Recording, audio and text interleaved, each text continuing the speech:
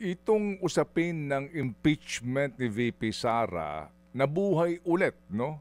Sa change ng liderato sa Senado. Ikaw, bagamat pending pa ang kaso sa Supreme Court, ikaw, ano ang damdamin mo doon sa kaisipan na iyon? Dahil nga sa napanood natin, both sides, no? Kung paano ipinagtanggol yung Supreme Court decision at kung paano naman ipinagtatanggol yung kabilang panig na kinakailangan pa rin magpatuloy ang impeachment trial. Yes.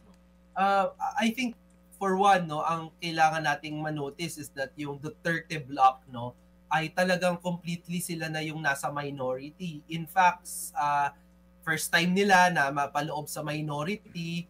For ilang taon na din silang nasa majority, at ikalawa, no, lumalabas na sila talaga sila na ngayon yung pinakamalaking bloke ng minority, yung Duterte bloc, aside halimbawa kay Senator Joel, no, na sumama kay Senator Cheese, no. So napakalaki na nung change nung dynamic sa Senado na kamakailan lang, no, ilang linggo lang ang nakakaraan ay kinaya nila sa pangunguna ng Duterte bloc na i-kumbinsi yung kanilang mga kasama sa Senado, no, na i-archive given yung desisyon ng Supreme Court, no.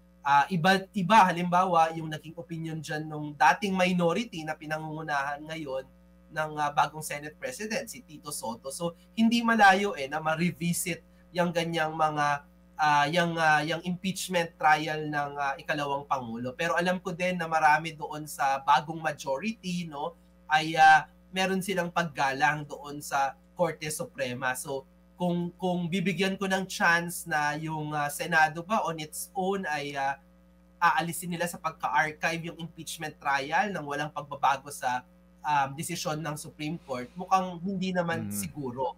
Pero kung ibabalik ng House, magkakaroon ng bagong articles of impeachment, at ngayon yung Duterte bloc ay less influential na sila sa Senado, I think i-compare mo yung Senado ngayon sa Senado noon, yung ngayon, mas malinaw na merong pathway, may tsansa na magpatuloy yung impeachment trial dahil sa bagong liderato ng Senado.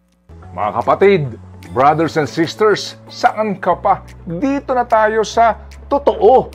Dito na tayo sa True FM. Mga kapatid, mag-subscribe and follow po kayo sa social media accounts ng True Network PH. Yan po kami, hanapin nyo lang True Network PH, Facebook, Instagram, YouTube, TikTok, and podcast.